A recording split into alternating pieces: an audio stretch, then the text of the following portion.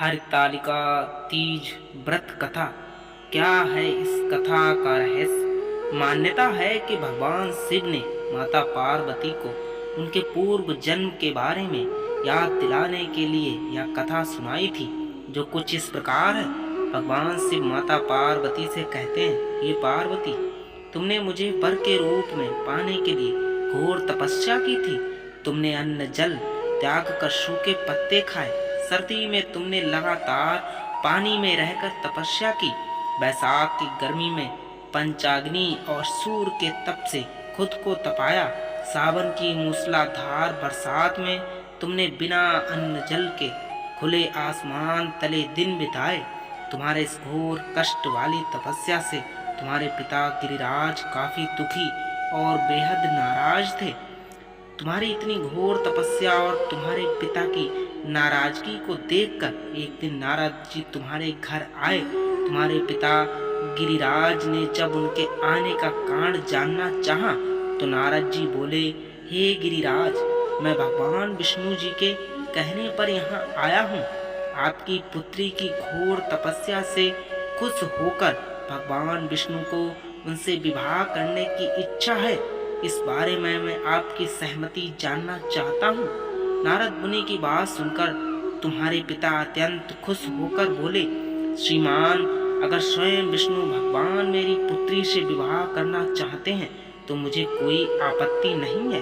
भगवान विष्णु तो साक्षात ब्रह्मा का रूप है।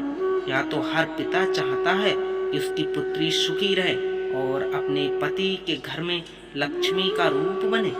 तुम्हारे पिता द्वारा स्वीकृति पाकर नारद जी विष्णु जी के पास पहुँचे और उन्हें विवाह तय होने के बारे में समाचार दिया। इस बीच जब तुम्हें इस बात की जानकारी मिली तो तुम बहुत ज्यादा दुखी हो गई। तुम्हें दुखी देखकर तुम्हारी सहेली ने तुमसे दुख का कारण पूछा। तब तुमने कहा, मैं सच्चे मन से भगवान शिव को ही अपना पति मान चुकी हूँ, लेकिन मेरे पिताजी ने विष्णु जी के साथ मेरा विवाह तय कर दिया है। मैं इतनी धर्म संकट में हूँ कि मेरे पास जान देने के अलावा कोई और दूसरा उपाय नहीं है। तुम्हारी सहेली ने तुम्हें हिम्मत देते हुए कहा कि संकट के समय धैर्य रखने की आवश्यकता होती है। तुम मेरे साथ घने जंगल में चलो, जहाँ साधना भी की जाती है। वहाँ पर तुम्हें तुम्हारे पिता नहीं ढूंढ पाएंगे। मुझे पूरा भरोसा है कि भगवान तुम्हारी मदद अवश्य करेंगे। तुमने अपनी सहेली की बात सुनकर यही किया। तुम्हारे घर से यूं चले जाने पर तुम्हारे पिता बहुत दुखी और चिंतित हुए। वो उस दौरान ये सोचने लगे कि मैंने अपनी पुत्री का विवाह विष्णु जी से तय कर दिया है। अगर भगवान विष्णु बारात लेकर आए और पुत्री यहाँ नहीं मिली तो बहुत अपमान सहना पड़ेगा। तुम्हारे पिता ने तुम्हें चारों ओर खोजना शुरू कर दिया। उधर तुम नदी किनारे एक गुफा में पूरे मन से मेरी आराधना में डूब गई। फिर तुमने रेत से एक शिवलिंग बनाया। रात भर तुमने मेरी स्तुति में भजन जागरण किया। तुमने बिना अन्न जल ग्रहण किए मेरा ध्यान किया। तुम्हारी इस कठोर तपस्या से मेरा आसन हिल गया और मैं तुम्हारे पास पहुंचा। मैंने तुम्हें तुम्हारी इच्छा का कोई वर मांगने को कहा। तुमने तब मुझे अपने सामने पाकर कहा कि मैं आपको सच्चे मन से अपना पति मान चुकी हूँ।